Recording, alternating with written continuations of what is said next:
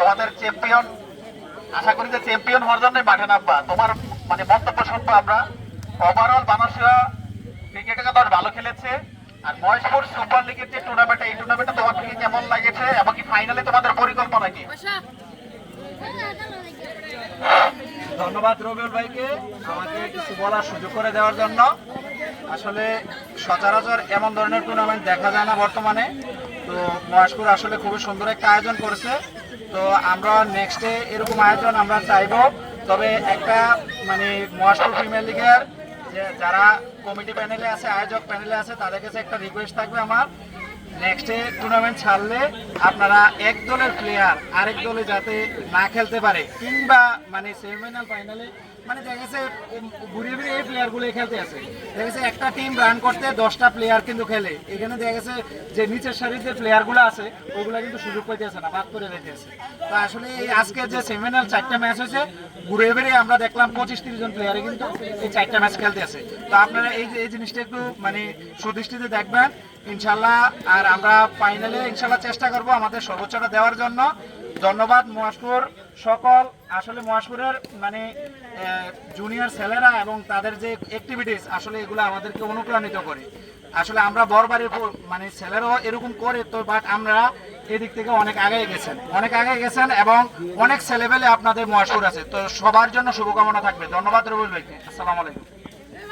ধন্যবাদ সাইফুলকে তার সুন্দর পরামর্শের জন্য। অবশ্যই আমরা পরবর্তী টুর্নামেন্টে সাইফুলের যে পরামর্শ এগুলো আমরা মাথায় নিয়ে পরবর্তী টুর্নামেন্ট ছাড়ার চিন্তা করব। আমাদের ফাইনালিস্ট প্রথম টিম বানাসিয়া বড়বাড়ি, তাদের জন্য শুভকামনা। আমাদের দ্বিতীয় ফাইনালিস্ট আরো আছে জিরুইন ক্রিকেট একাদশ। জিরুইন ক্রিকেট একাদশের ওনার জোয়েল অসাধারণ খেলেছে পুরো টুর্নামেন্টে।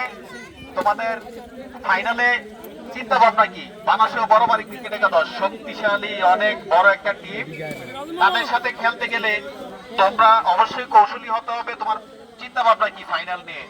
আর ওভারঅল মহেশপুর সুপার লিগ আমার তোমার থেকে কেমন লেগেছে? টুর্নামেন্টে পুরো টুর্নামেন্টে তোমার থেকে কেমন লেগেছে? আলহামদুলিল্লাহ সবকিছু আমার কাছে ভালোই লেগেছে। আর যেটা আমাদের প্রতিপক্ষ টিম অনেক শক্তিশালী, আমরা চিন্তা ভাবনা করে করবো ইনশাল্লাহ। দেখা যাক সামনে কি হয়, আশা করি ভালো কিছু হবে। সবাইকে ধন্যবাদ, টুর্নামেন্ট যারা এত সুন্দর করে আয়োজন করছে সকলকে ধন্যবাদ।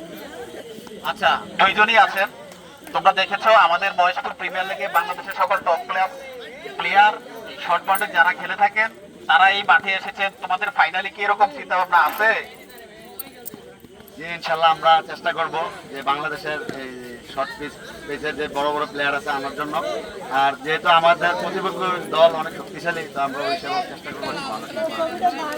আচ্ছা, শুভকামনা জিরুইন ক্রিকেট একাদশ এবং কি শুভকামনা সাইফুল বানাসিয়া বড়বাড়ির অধিনায়ক। তার চিন্তা ভাবনা তো অবশ্যই আছে। আসলে কি টপ ক্লাস প্লেয়ার কি আর আসবে নাকি তোমরা খেলবা? না আলহামদুলিল্লাহ, আসলে আমার টিমের মধ্যে যে মানে কম্বিনেশন আছে আসলে আর এটা ভাঙতে চাই না। ওই কম্বিনেশনে আমরা আবার ফাইনালে দেখা হবে ইনশাল্লাহ। আমাদের টিমে খুবই ভালো ভালো প্লেয়ার আছে, তো আমরা আশাবাদী যে এই টিম নিয়ে আমরা সেম টিম নিয়ে ইনশাল্লাহ জয়ের লক্ষ্যে আগাইতে পারবো। বাকিটা আল্লাহর ইচ্ছা। ধন্যবাদ সাইফুল, ধন্যবাদ জোয়েল।